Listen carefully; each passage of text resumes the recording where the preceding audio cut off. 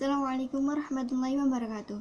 Kami dari kelompok 4 yang beranggotakan Sela Fitrianingsih dan juga Nur Ainiyah akan sedikit menjelaskan materi mengenai fungsi agama dan budaya bagi masyarakat. Masyarakat adalah satu kesatuan manusia yang hidup dalam suatu tempat dan saling interaksi antara satu dengan yang lain. Masyarakat tidak lepas dari budaya dan agama, karena budaya dan agama memiliki fungsi atau peran dalam kehidupan masyarakat. Fungsi agama dalam kehidupan masyarakat. Yang pertama, berfungsi sebagai edukatif. Agama secara yuridis berfungsi menyuruh dan melarang. Kedua unsur ini memiliki latar belakang guna membimbing para penganutnya supaya bisa melakukan atau terbiasa dengan sesuatu yang baik menurut agama masing-masing. Yang kedua adalah berfungsi sebagai penyelamat. Dimanapun manusia berada, mereka pasti menginginkan keselamatan. Keselamatan yang diberikan agama kepada penganutnya adalah keselamatan yang meliputi dua alam, dunia dan akhirat. Dalam mencapai keselamatan itu, agama mengajarkan kepada penganutnya melalui pengenalan kepada masalah sakral yang berupa keimanan kepada Tuhan. Yang ketiga, berfungsi sebagai pendamaian. Melalui agama, seorang yang bersalah atau berdosa dapat mencapai kedamaian batin melalui tuntunan agama. Rasa berdosa dan rasa bersalah akan segera menjadi hilang apabila seseorang pelanggar telah menebus dosanya melalui tobat, pensucian, ataupun penebusan dosa. Yang keempat, berfungsi sebagai pemupuk rasa solidaritas. Para penganut agama yang sama secara psikologis akan merasa memiliki kesamaan dalam satu kesatuan, yaitu iman dan kepercayaan. Rasa kesatuan ini akan membina rasa solidaritas dalam kelompok maupun perorangan. Bahkan kadang-kadang dapat membina rasa persaudaraan yang kokoh. Yang terakhir, berfungsi kreatif. Ajaran agama mendorong dan mengajak para penganutnya produktif bukan saja untuk kepentingan dirinya sendiri, tetapi untuk kepentingan orang lain juga.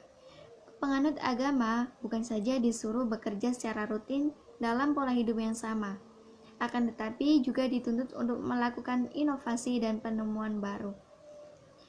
Dan untuk materi selanjutnya akan disampaikan oleh rekan saya, Nur Ainiyah. Assalamualaikum warahmatullahi wabarakatuh. Perkenalkan, nama saya Nur Ainiyah, NIM 9335157719. Baik, di sini saya akan menjelaskan tentang fungsi budaya bagi masyarakat. Tentunya kalian sudah memahami kan apa itu pengertian atau definisi tentang budaya.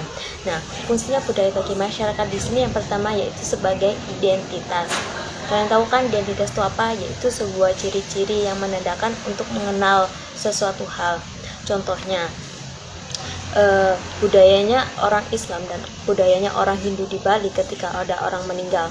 Nah, budayanya orang Islam ketika ada orang meninggal yaitu dimandikan, terus dikafani, terus disolati, dan yang terakhir dikubur. Sedangkan orang Hindu yaitu dengan acara upacara ngaben, yaitu mayatnya dibakar lalu abunya dibuang ke laut. Nah, di situ orang-orang jadinya mengenal bagaimana budayanya mereka ketika ada orang yang meninggal. Yang kedua yaitu sebagai batas. Maksudnya di sini adalah budaya menjadi penentu batas-batas yang menciptakan adanya perbedaan antara kelompok satu atau bangsa satu dengan bangsa yang lain atau masyarakat yang lain. Contohnya, budayanya orang Betawi dengan budayanya orang Jawa.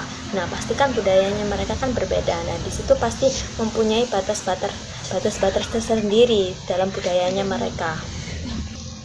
Fungsi yang ketiga yaitu sebagai pembentuk perilaku dan sikap.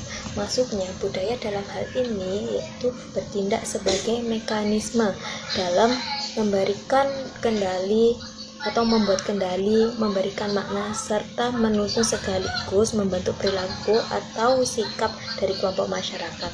Maksudnya di sini contohnya di dalam suatu masyarakat tiap minggunya ada kegiatan gotong royong. Nah, gotong royong itu dilakukan setiap seminggu sekali dan dalam hari Minggu. Dan di situ dijadikan sebuah kebudayaan mereka untuk bergotong royong, sehingga dari kegiatan bergotong royong tersebut memberikan atau membentuk perilaku masyarakat yang saling gotong royong, saling toleransi, saling tolong menolong, saling membantu. Dan itu sudah terlihat jelas sebagai pembentuk perilaku atau sikap. Fungsi selanjutnya yaitu sebagai media komunikasi. Nah, maksudnya di sini media komunikasi yaitu untuk menyampaikan pesan atau makna. Nah, contohnya seperti pada zaman dahulu, orang-orang ketika ada mara bahaya, ketika ada kematian, ketika ada kebakaran atau kemalingan, orang-orang menggunakan alat kentongan sebagai memberikan informasi kepada masyarakat bahwasanya pada ketukan kentongan-kentongan itu memberikan makna atau pesan, seperti ketika kentongan itu diketok satu kali, itu tandanya ada orang maling atau orang meninggal dan selanjutnya. Nah, itu orang-orang dahulu itu berbudaya menggunakan alat kentongan tersebut sebagai budaya mereka untuk memberikan informasi kepada masyarakat lebih mudah. Sekian dari saya. Bila ada salah kata, wassalamualaikum warahmatullahi wabarakatuh.